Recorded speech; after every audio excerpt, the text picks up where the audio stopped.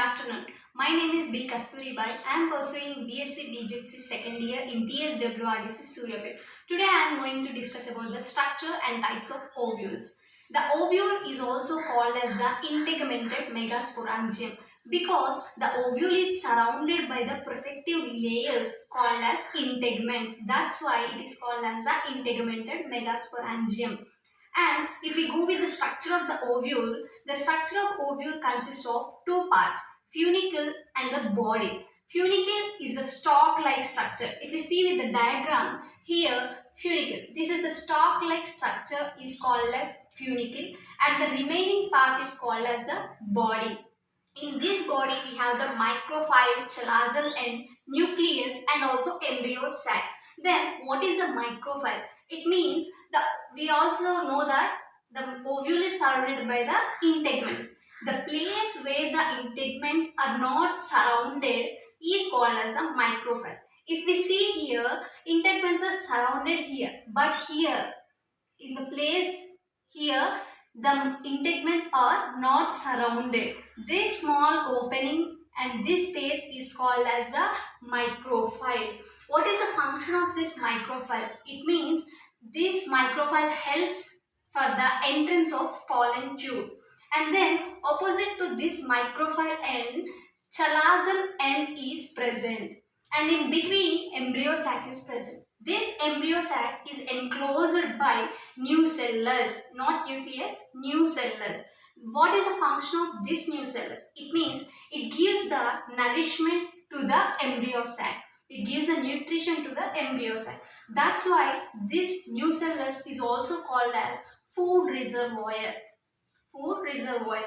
Okay, if we go with the types of ovules based on the micropyle, position of micropyle, chalazal end and the funicle, ovules are of 6 types. First one is orthotropous ovule and next anatropous ovule and next hemianatropous ovule and next camphilotropous ovule and then amphitropous ovule and last cercinotropous ovule.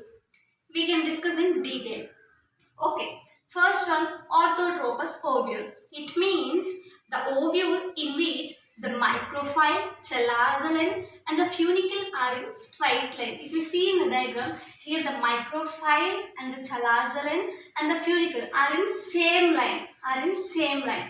That's why this ovule is called as the orthotropous ovule. It means the ovule in which micropyle, chalazal end and the funicle are in straight line, then such type of ovule is called as the orthotropous ovule.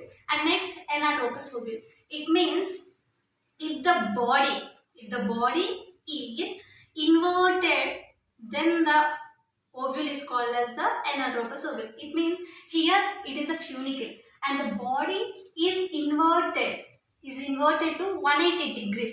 It means the microphylar end is closer to the funicle, right? So we can say that the ovule in which the body bends to the 180 degrees and the microphylar end is closer to the funicle, then such type of ovule is called as the anatropous ovule. And next, hemianatropous ovule. Anatropous means inverted. Hemi means half. It means half inverted ovule.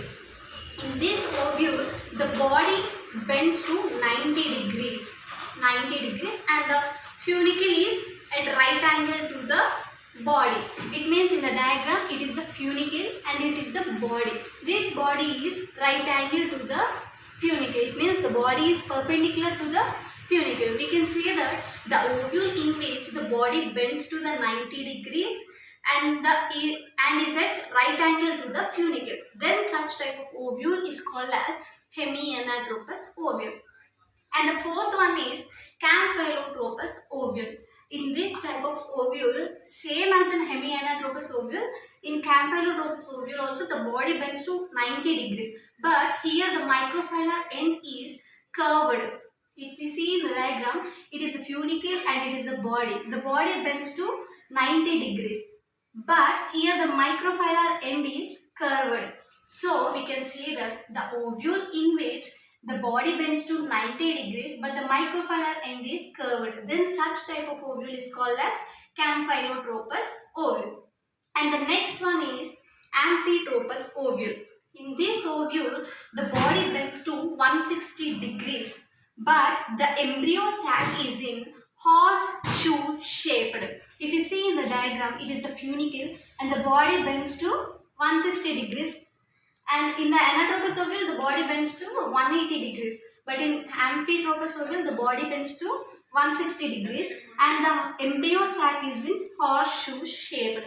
That's why we can say that the ovule in which the body bends to 160 degrees and the embryo sac is in horseshoe shape, then such type of ovule is called as amphitropous ovule. And the last one is Cercinotropous ovule. In this Cercinotropous ovule, the funicle is elongated and the body bends to total 360 degrees. If you see in the diagram, this is the funicle. The funicle is elongating, the funicle is very long and the body is inverted to 360 degrees. Here in anatropous ovule, the body bends to 180 degrees. In hemianatropous, it curved into 90 degrees, but in Cercinotropous ovule the body bends to 360 degrees. So we can say that the ovule in which the funicle is very long and the body bends to 360 degrees, then such type of ovule is called as Cercinotropous ovule. So these are the types of ovules and structure of ovules. Thank you.